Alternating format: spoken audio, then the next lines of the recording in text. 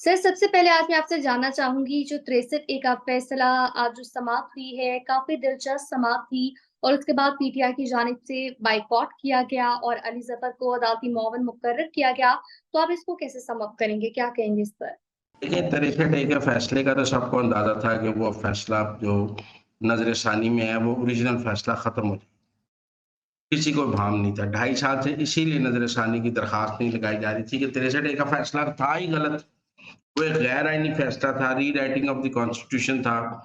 उसने उसके बाकी रहने के कोई इम्कानात ही नहीं थे। इम्कानात होते तो बंदयाल खुद ना लगा लेता। इसीलिए तो पेंडिंग रख रहे थे कि आपने गैर आइनी फैसला किया। आइन में लिखा है, वोट डालोगे डिस्क्वालीफाई हो जाओगे। ये वोट काउंट ना होने की बात तो मुनीब अख्तर साहब के अपने दिमाग की है ना, उस वक़्त तहरीक-ए-इंसाफ की सहूलतकारी के लिए। बहरहाल आइन को उसकी ओरिजिनल शक्ल में बहाल कर दिया गया है और जो सुप्रीम कोर्ट की तरफ से आइन में इंटरवेंशन हुई थी, वो खत्म कर दी गई है। लेकिन मेरे नज़दीक 2-3 चीज़ें बहुत अहम हैं। देखिए, लोगों का ख्याल है 63 ए का फैसला बहुत अहम है। मैं भी समझता हूँ कि मखसूस नशिस्तों की जो नज़र-ए-सानी की दरख्वास्त है, वो बहुत अहम है।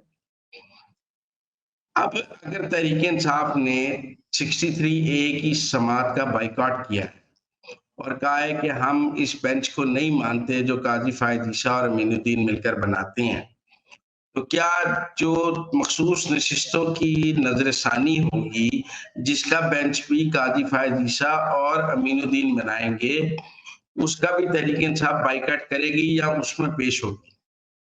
क्योंकि उसका बायकॉट करेगी तो फिर मतलब मखसूस नशिस्तें हाथ से चली जाएँगी। ये 63 ये तो इतना इम्पोर्टेंट नहीं था उनके लिए। ज़्यादा इम्पोर्टेंट तो उनके लिए था मखसूस नशिस्तें। अब मखसूस नशिस्तों का बेंच बनना है, तो क्या तहरीक-ए-इंसाफ ने आज तो कह दिया कि हम काज़ी के बनाए हुए बेंच नहीं मानते, तो कल जब मखसूस नशिस्तों की नज़र-ए-सानी आएगी तो काज़ी का बनाया हुआ बेंच मान लेंगे। अगर नहीं मानेंगे और उस समाअत का भी बॉयकॉट करेंगे, तो हुक्मरान इत्तेहाद को फ्री विकेट मिल गई, छक्का मारेंगे वो। फिर एक और बात है कि अगर मुनीब अख्तर साहब को काज़ी के बनाया हुआ ये बेंच कबूल नहीं था जिसमें काज़ी और अमीनुद्दीन ने बनाया नज़र-ए-सानी के लिए, तो क्या वो बेंच कबूल होगा जो मखसूस नशिस्तों के लिए बनेगा? उसमें बैठ जाएँगे वो और मंसूर अली शाह या उसका भी बायकॉट करेंगे? अगर वो उसका भी बायकॉट करेंगे तो देखिए ना 8-5 का फैसला था, 2 लोग उनके निकल गए, बाकी क्या रह गया? बाकी 6-5 रह गया और एडहॉक जज मुशर्रत लाली आ जाएँगे तो फैसला उल्टा जाएगा। तो क्या होगा? अब ये आज से तहरीक-ए-इंसाफ ने देखिए एक स्टांस तो ले लिया बायकॉट का। ये बायकॉट को कायम रखना बड़ा मुश्किल है क्योंकि मखसूस नशिस्तों के केस में भी क्या आपने बायकॉट रखना है? बड़ा मुश्किल है उसमें बायकॉट रखना, उसके नतीजे में बड़ा लॉस हो जाएगा और मुझे लगता है आईनी तरमीम का रास्ता मखसूस नशिस्तों के केस से निकलेगा, 63 ए के केस से नहीं निकलेगा।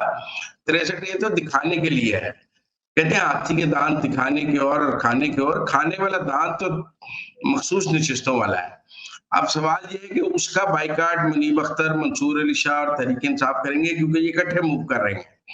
मुनीब अख्तर, मंसूर अली शाह और तहरीक-ए-इंसाफ इस वक़्त एक ही हिकमत अमली पर काम कर रहे हैं जिसमें इस वक़्त तो इस बेंच का बायकॉट था। अब क्या आगे वो अपना बायकॉट जारी रखेंगे या नहीं, ये बड़ा अहम सवाल है। क्योंकि अगर वो बायकॉट जारी रखती हैं तो मखसूस नशिस्तें तो पके हुए फल की तरह गिर के हुक्मरान इत्तेहाद की झोली में आ जाएँगी।